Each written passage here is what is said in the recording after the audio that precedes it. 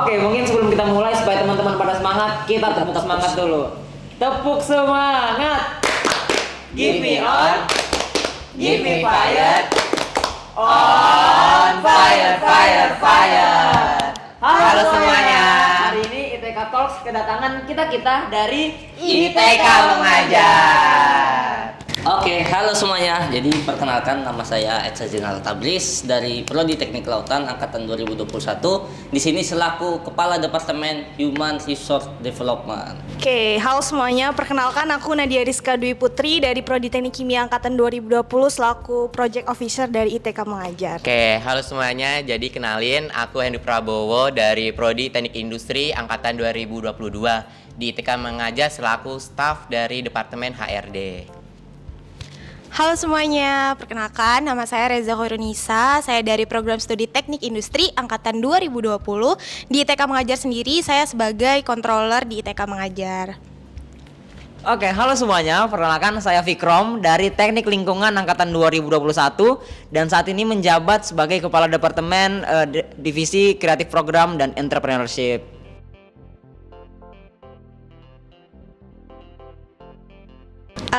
Jadi ITK Mengajar ini awalnya kan tujuannya buat gerakan mengajar di Institut Teknologi Kalimantan gitu. Jadi ini tujuannya supaya mahasiswa ITK itu bisa memiliki jiwa-jiwa sosial untuk melakukan pengajaran kepada anak-anak yang kurang beruntung, mungkin dari segi ekonomi dan juga dari segi pendidikan gitu. Mungkin dari teman-teman mau nambahin? Oke, jadi aku mau nambahin di sini.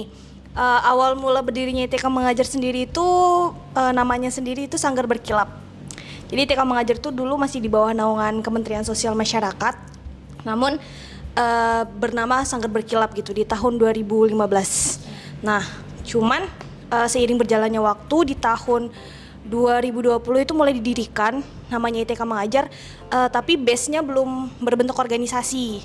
Di tahun 2021 kita coba dalam bentuk organisasi, namun belum dilegalitaskan sebagai UKM, masih di bawah naungan Kementerian Sosial Masyarakat, dan di tahun sekarang kita meresmikannya sebagai UKM seperti itu.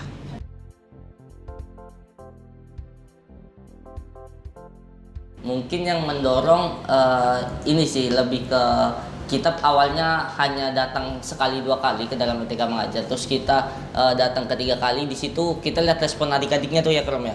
Respon adik-adiknya tuh mengingat kita, terus setelah kita berapa hari nggak kesana, adik-adiknya tuh mencariin. Itu sih yang mendorong kita salah satunya. Dan dampaknya dari orang tuanya juga mengiyakan kalau dampak dari kita itu mempengaruhi dari pendidikan adik-adiknya. Baik, mungkin saya izin menambahkan, sebenarnya saya sendiri sudah aktif di gerakan sosial seperti ini sudah sejak lama, dan mungkin nyari gerakan seperti itu di kampus, dan kebetulan ketemu di gerakan ITK Mengajar ini. Dan apa yang membuat saya bertahan sampai saat ini karena dari yang kita ketemu mereka, dari senyumnya mereka saat kita datang, dari rindunya mereka, dari mereka nyari kita pas kita lagi nggak melakukan pengajaran, itu sih yang buat kita mau terus untuk datang dan mengajarin mereka. Karena kalau boleh jujur, alhamdulillah dari apa yang kita kasih mereka, walaupun tidak seberapa itu, tapi sampai detik ini apa yang kita lakukan alhamdulillah sejauh ini diberikan kelancaran sama Tuhan Yang Maha Kuasa. Mungkin itu dari doa-doa mereka, dari doa-doa orang tua mereka, dan alhamdulillah sampai detik ini itu yang ngejalanin kita dimudahkan urusan kita oleh Tuhan Yang Maha Kuasa. Mungkin itu sih makanya kita lagi-lagi dan lagi aktif di ITK Mengajar.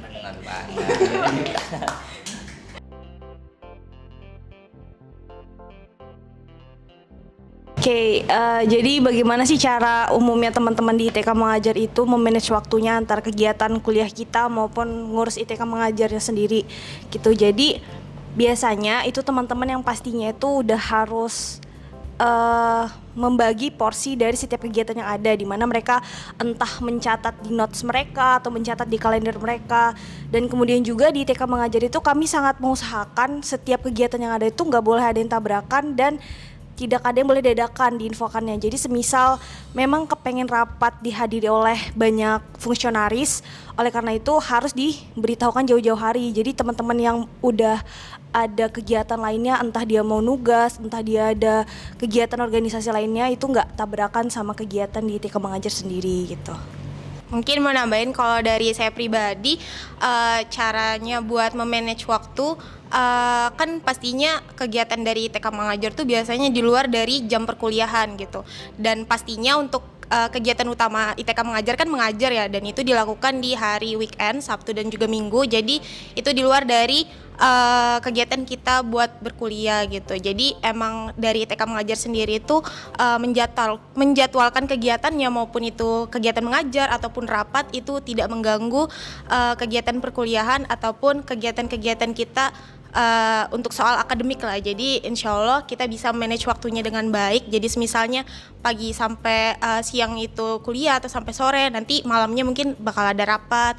Terus kalau misalnya Sabtu Minggu itu pasti udah disisakan gitu waktunya di Sabtu sore dan juga Minggu sore untuk mengajar bersama adik-adik kayak gitu.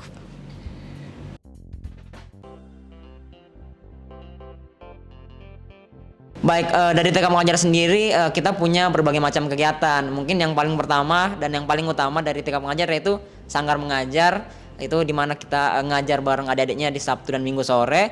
Terus kita juga ada bonding untuk mempererat hubungan antar kita sama internal ITKM. Terus juga ada yang namanya gathering, yaitu acara bareng anak-anak yang ada di tempat pengajaran kami. Dan selanjutnya ada KCL, yaitu aksi cinta lingkungan, yang juga targetnya yaitu anak-anak yang ada di Sanggar Mengajar kami. Mungkin selanjutnya itu ada ITK Mengajar Talk Show, yaitu itu adalah di mana kita sebagai ITK Mengajar, kita tidak hanya memberikan informasi kepada adik-adiknya nih mengenai pendidikan, kita juga memberitahu kepada mahasiswa terkait gimana pendidikan di Indonesia dan gimana kita cara melakukan gerakan untuk membantu pendidikan yang ada di Indonesia. Seperti itu, Krol. Oke, menurut saya pribadi pengalaman paling mengesankan di TK Mengajar yaitu Lentik, Lentera Edukasi ITK. Sama konsepnya melakukan pengajaran, cuman ini dilakukan di libur semester kita ke daerah 3T, ke desa-desa terpencil yang memang secara pendidikan itu masih di bawah standar, mohon maaf. Dan kita tinggal di satu desa yang sama selama kurang lebih 1 minggu. Kita berkegiatan di sana, kita ngajar di sana, kita seru-seruan di sana, dan kita berbagilah sama anak-anak yang di desa yang mungkin secara akses ke pendidikan itu mohon maaf lebih kurang dibandingkan kita. Jadi kita sharing lah kepada mereka tentang apa yang kita punya. Oke, mungkin kalau dari saya kegiatan dari TK Mengajar yang paling berkesan itu sama Lentik juga ya. Jadi kebetulan saya ini mengikuti kegiatan Lentik 2 dan Lentik 3 gitu. Dan dua-duanya tuh benar-benar berkesan banget. Mungkin sudah diceritain sama Vikrom tadi kegiatannya gimana. Tapi yang paling bikin mengingat di hati tuh karena keterbukaan warga di sana yang benar-benar welcome banget sama kita, ngebantu segala bentuk kegiatan mulai dari fasilitasnya juga. Jadi kita di sana tuh senang gitu ngebantu warga-warganya dalam mengembangkan pendidikan di daerah sana gitu. Jadi terus di sana pun kita juga nggak cuman mengajar aja, tapi ada beberapa proker lah ya yang kita kerjakan di sana gitu. Seperti kemarin itu ada apa namanya? Teater, terus juga kayak penampilan. Jadi kami tuh kemarin tuh ngajar nari, terus juga teater. Nah dari situ anak-anaknya tuh nampil, dan pas kegiatannya tuh berhasil, kita senang-senang banget sih di situ.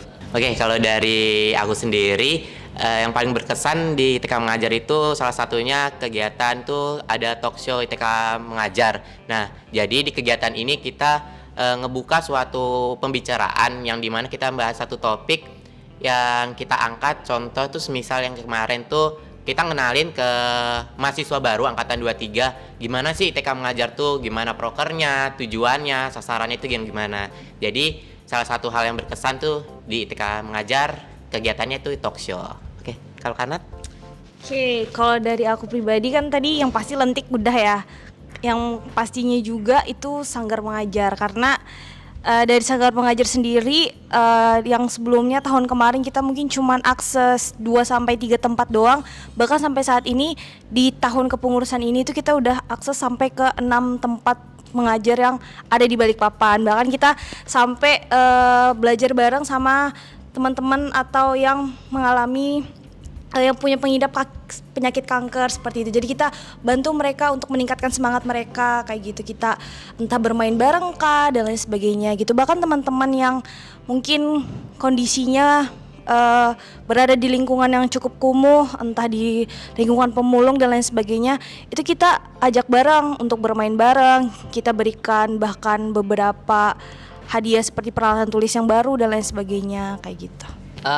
Kalau dari saya sih yang sangat berkesan selama mengikuti kegiatan ITK Mengajar itu adalah kegiatan bonding. Nah, di sini kegiatan bonding kenapa saya berkesan? Salah satunya kita kan fungsionaris sangat jenuh tuh terhadap dunia perkuliahan, terus kita dihantam lagi kita Sabtu Minggu harus ngajar kan.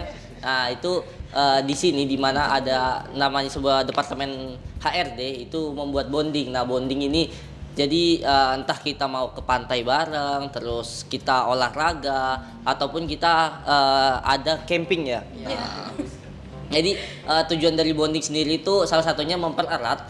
Jadi di luar mengajar kita juga harus have fun. Jadi di TK Mengajar tuh nggak ada tuh namanya tegang terus. Jadi kita karena karena kita mengajar adik-adik, kita harus jadi bawahnya have fun ya kan? Iya, seperti itu.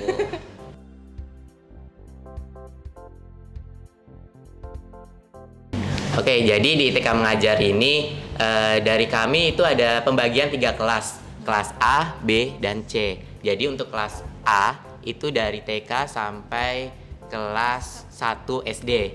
Nah, terus untuk kelas B itu dari kelas 2 sampai kelas 3. Dan kelas C itu ada dari kelas 4 sampai SMP ada paling tinggi di SMP.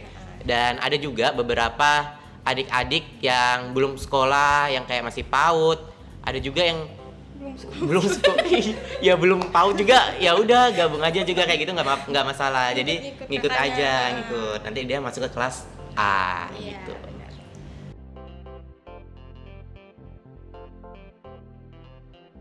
Baik, mungkin untuk tantangan di TK Mengajar sebenarnya ada sih beberapa, karena kalau nggak ada tantangannya mah nggak seru ya. Iya. Mungkin karena gerakan kita berbasis sosial dan berbasis keikhlasan diri, jadi hal-hal seperti mungkin perjalanan ke sana mungkin lumayan jauh, hal-hal seperti bensin, makan mungkin dan lain-lain itu kan dari kami semua, dari uang pribadi kami, alhamdulillah. Dan mungkin ya memang sampai sekarang pun memang nggak ada pemasukan 1 rupiah pun ya teman-teman yang mendanai atau seperti apa. Cuman alhamdulillah selalu dicukupin aja ya teman-teman ya. Selalu ada aja rezekinya, mungkin dari mana buat nge-support kita sampai sekarang masih bisa lanjut di TK Mengajar. Karena ya Tuhan itu baik teman-teman. Oke, kalau dari aku izin nambahin juga, jadi tantangan yang udah kita hadapin selama ya kepengurusan ini tuh benar kata Vikram tadi, yang pastinya buat dapetin sanggar mengajar atau tempat mengajar dengan sasaran kita yaitu keluarga dengan perekonomian menengah ke bawah itu lumayan susah, apalagi khususnya di Balikpapan, karena kan kita taunya di Balikpapan itu kayak fine aja ya teman-teman. Tahu-taunya pas kita lagi survei ke sana ke sini ternyata ada yang dapet gitu lokasi yang sesuai dengan sasaran kita, tapi entah ketika kita perizinan di tengah-tengah ada dari kepala RT-nya yang gak setuju dengan kehadiran kita kah atau seperti apa gitu. Bahkan beberapa hal kayak kegiatan lentik itu kita juga udah beberapa kali survei di lokasi yang seperti yang Vikram sebutkan sebelumnya yaitu 3T. Itu ada beberapa pertimbangan, entah dari segi akses jalan yang ada di sana, bahkan dari teman-teman fungsionaris yang ada. Dari teman-teman fungsionaris itu punya pesan kalau misalnya, Kak saya nggak boleh terlalu jauh sama orang tua, Kak saya nggak diizinin kalau misalnya terlalu lama kegiatannya dan lain sebagainya. Dan itu adalah yang menjadi pertimbangan terhadap kegiatan-kegiatan yang kita jalani selama ini. Sama ini juga, jadi kan kadang kalau misalnya kita ngajar gitu di sore hari, di Sabtu atau Minggu gitu, kadang kita kan harus ngumpulin dulu ya adik-adiknya. Nah adik-adik itu pada saat kita kumpulin ada yang jumlahnya sangat sedikit, ada yang jumlahnya banyak. Nah ketika jumlahnya sedikit itu kita ada nanyain tuh ke teman-temannya atau ke orang tuanya gitu, ini adik-adiknya mana ya, terus ada yang bilang bantuin orang tuanya kerja kah karena lagi ada mau pasar malam jadi rame gitu, atau ada kegiatan di lingkungannya memang kita udah nggak bisa ganggu gitu, jadi membuat pembelajaran di hari itu batal.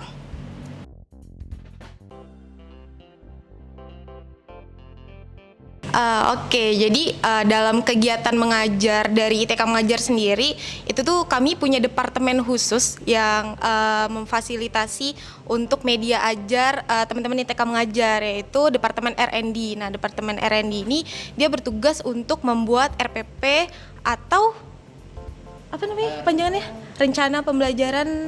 Rencana pelaksanaan dan pembelajaran. Ya, rencana pelaksanaan dan pembelajaran. Nah, dari RPP ini itu dari R&D udah siapin mulai dari minggu 1 sampai seterusnya, dan mereka juga mengklasifikasi berdasarkan kelasnya. Jadi ada RPP untuk kelas A, ada RPP untuk kelas B, dan RPP untuk kelas C.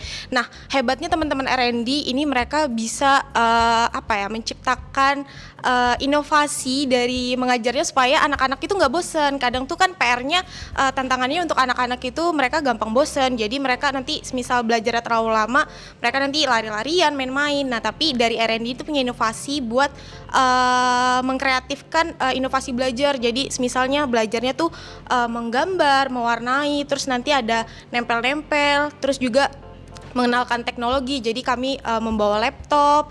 Terus juga kemarin itu ada sains juga, jadi kami bikin kayak planet-planet gitu, jadi dari bola-bola ataupun banyak banget ya pokoknya kayak gitu. Terus juga kayak media ajar dari kertas-kertas dan buku-buku itu juga kami dapatkan dari donasi beberapa pihak gitu ke ITK Mengajar, seperti itu.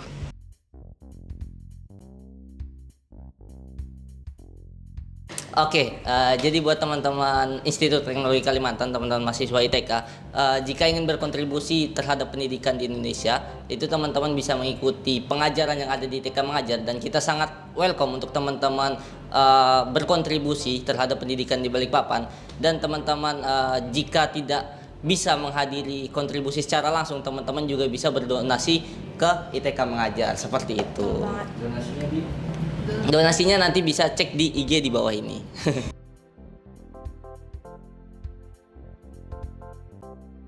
Yang izin jawab ya Mas, jadi yang paling dirasakan oleh kita sebutnya keluarga ITKM. Jadi yang paling dirasakan itu kekeluargaan di sini.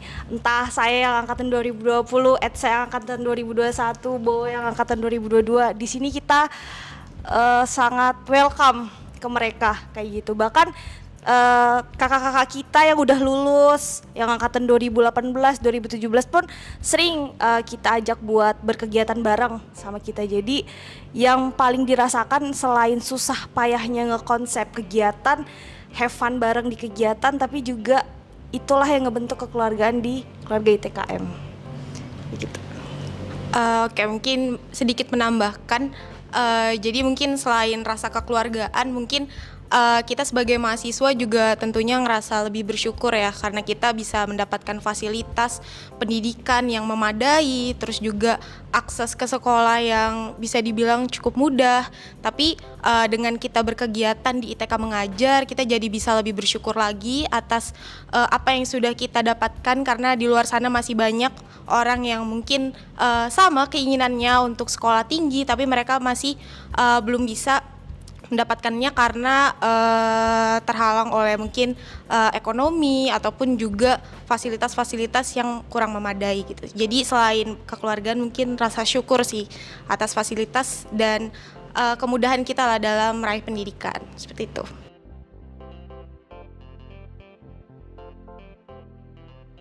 Sebenarnya semuanya berkesan, anak didik kita semuanya berkesan. Cuman kalau disuruh pilih satu nama yang terlintas tuh namanya Virgin, teman-teman semua. Adik kita di Sanggar Mengajar di Kampung Tumaritis. Dia mohon maaf, adik kita yang tunarungu, jadi dia memiliki keterbatasan dalam berbicara, dalam mendengar juga. Dan namun dari apa yang dia alamin enggak mengurangi semangatnya dia buat hadir di kegiatan kita. Setiap minggu kita melakukan pengajaran, setiap minggu juga dia datang main bareng kita, belajar bareng kita. Jadi dengan senyuman itu yang semangat itulah salah satu hal yang membuat kita semua di sini atau teman-teman di TK Mengajar kembali semangat lagi, kembali ceria lagi buat berbagi, buat sharing bareng mereka semua. Mungkin itu dari aku. Mungkin kalau dari saya sendiri ada satu nama di tempat pengajaran Yayasan Fatiraman Sidik, yaitu ada di dekat Pasar Butun. Itu ada satu nama yang sangat saya berkesan sekali, yaitu ada yang namanya Aziza. Jadi Aziza itu dia di kelas itu pinter banget, dia bisa menangkap seluruh pelajaran itu dengan baik.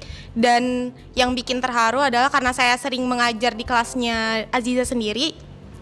Jadi Aziza ini sebagai bentuk rasa terima kasih dia bahkan mempersiapkan hadiah gitu buat kakak-kakaknya. Terus hadiahnya sendiri tuh dia kemas sebaik mungkin dari kertas-kertas yang tidak terpakai. Nah itu dia rangkai terus juga dikasih ke kakak-kakaknya yang udah diajar, dan itu berkesan banget sih. Oke, kalau dari saya sendiri yang berkesan dari adik-adik didik yang pernah kami ajarin, salah satunya kemarin yang di kegiatan lentik itu yang di daerah Putak, itu ada Arga. Karena kenapa berkesan, pas kita mau pulang tuh mereka datang terus meluk itu sambil nangis. Terus pas kami mau pamitan tuh naik motor pergi dari desanya, mereka tetap nangis sampai dada-dada. Terus masih juga beberapa kali mereka tuh masih video call kami yang ada di sini, kayak nanyain kabarnya, Kak kapan balik lagi ke sini ngajar, kayak gitu. Karena Oke, kalau dari aku ada satu anak yang belum sekolah, namanya Putri, di daerah Gunung Bakaran. Nah di situ tuh dia suka banget ikut kegiatan kita. Jadi kalau misalnya kita panggil adik atau kakak-kakaknya yang udah sekolah buat ngajar, dia juga excited gitu buat ikut main sama kita, walaupun sebenarnya dia nggak paham apa yang kita ajarin gitu. Cuman dengan sifatnya yang excited kayak gitu tuh ngebuat kita kayak gemes aja sama dia. Jadi banyak kakak-kakak yang suka ngajakin dia main juga gitu. Oke, kalau dari saya disuruh milih, first pick saya sih jatuh kepada Cila. Jadi untuk Cila biasa dia selalu nonton semua kegiatan kita. Jadi Cila ini anak umur sekitar 2 atau 3 SD dan dia sangat aktif.